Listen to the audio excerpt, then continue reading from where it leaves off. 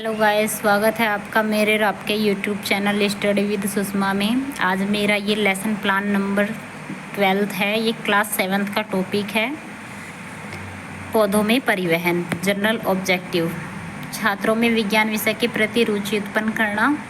Second, छात्रों में वैज्ञानिक दृष्टिकोण का विकास करना।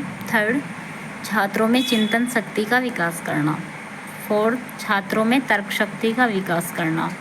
और फिफ्थ है छात्रों के वैज्ञानिक प्रशिक्षण या छात्र को वैज्ञानिक प्रशिक्षण प्राप्त प्रदान करना। स्पेसिफिक ऑब्जेक्टिव, फर्स्ट लिखा है छात्र पौधों के में परिवहन के बारे में जान सकेंगे। सेकंड लिखा है छात्र परिवहन के माध्यम के बारे में जान सकेंगे।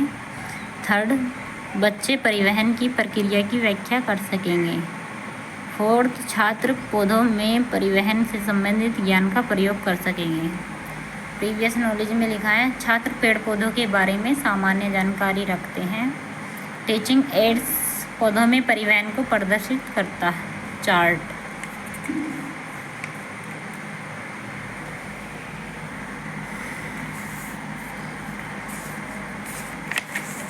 यहाँ पे आप चार्ट लिख लीजिएगा।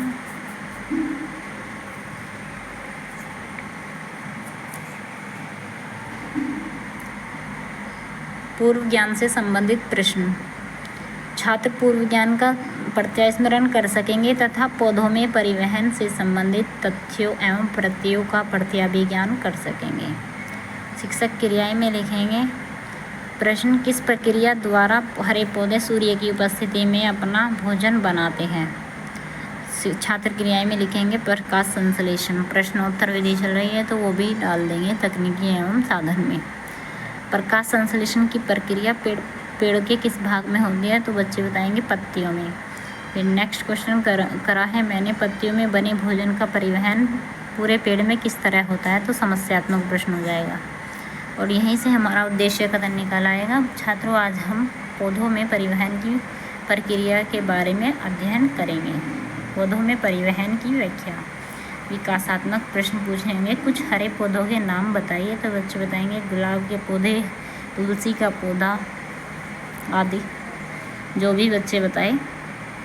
प्रश्न नंबर 2 क्या है, पौधों में परिवहन कैसे होता है तो बच्चे अटक जाएंगे, समस्यात्मक प्रश्न लिखा जाएगा। स्पष्टीकरण में लिखेंगे हम पौधे विभिन्न अकार्बनिक पदार्थों के लवणों को अपने आसपास पर्यावरण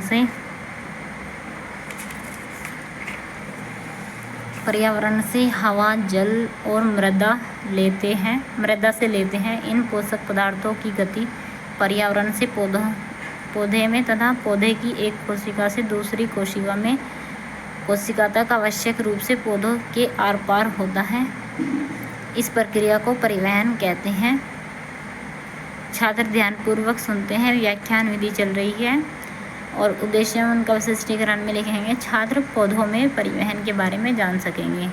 फिर मूल्यांकन प्रश्न लिखेंगे हम। उद्देश्य केंद्रित मूल्यांकन में प्रश्न किया है मैंने पौधे विभिन्न अकार्बनिक पदार्थों के लवणों को कहाँ से लेते हैं तो बच्चे ने बताया हवा, जल और मृदा से। विकासात्मक प्रश्न करेंगे फिर हम परिवहन के माध्यमों की व्याख्या। पौधों के परिवहन माध्यमों को समझ सकेंगे। मैंने किया है विकासात्मक प्रश्न, पौधों में भोजन एक कोशिका से दूसरी कोशिका तक कैसे पहुंचता है तो बच्चों ने बताया परिवहन द्वारा। प्रश्न नंबर 2 किया है पौधों में परिवहन के माध्यम कौन कौन से हैं तो समस्यात्मक प्रश्न हो जाएगा, बच्चे बता नहीं पाएंगे। स्पष्टीकरण में लिखेंगे छात्र पौधों में पदार्थों की कम दूरी तक गति विसरण एवं सक्रिय परिवहन द्वारा हो सकती है, लेकिन अधिक दूरी के लिए परिवहन संवहन तंत्र जाइलम और फ्लोएम द्वारा होती है। छात्र ध्यानपूर्वक सुनते हैं। स्पष्टीकरण विधि चल रही है।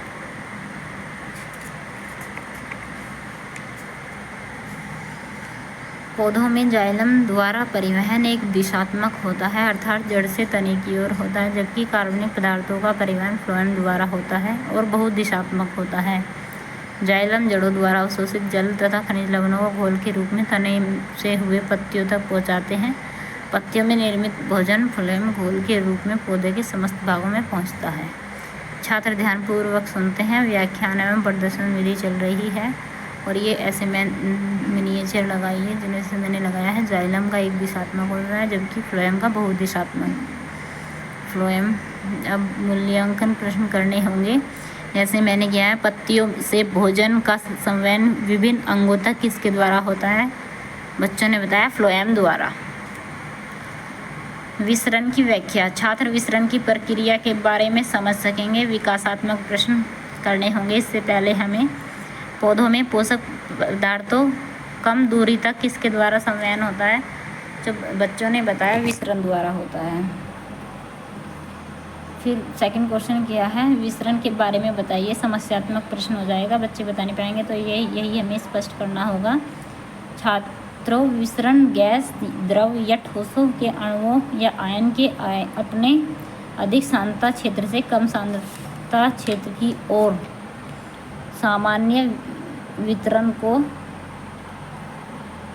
को हम विसरण कहते हैं। यह एक धीमी प्रक्रिया है। पादपों में गैसों का परिवहन विसरण द्वारा होता है। अणु या आयन सतत गतिशील होते हैं। इसमें ऊर्जा की आवश्यकता नहीं होती है। सांद्रता अधिक होने पर विसरण प्रक्रिया तेजी से होती है। छात्र ध्यानपूर्वक सुनते व अपनी कॉपी में लिखते हैं। व्याख्यान विधि चल रही है और ये मूल्यांकन प्रश्न करेंगे। पादपों में गैसों का परिवहन किसके द्वारा होता है? तो बच्चे बताएंगे विसरण द्वारा। अब ये लेसन श्यामपट्ट सारांश पाठ के विकास के साथ साथ विकसित किया जाएगा। छात्र शांतिपूर्वक अवलोकन करेंगे। निरीक्षण कार्य, ज्ञान को स्थायी करना। छात्र अध्यापक श्यामपट्ट सारांश को उतारने का निर्देश देकर घूम घूम कर कक्षा का निरीक्षण करता है। छात्र शांतिपूर्वक श्यामपट्ट सारांश को अपनी पुस्तिका में, अभ्यास पुस्तिका में लिखते हैं।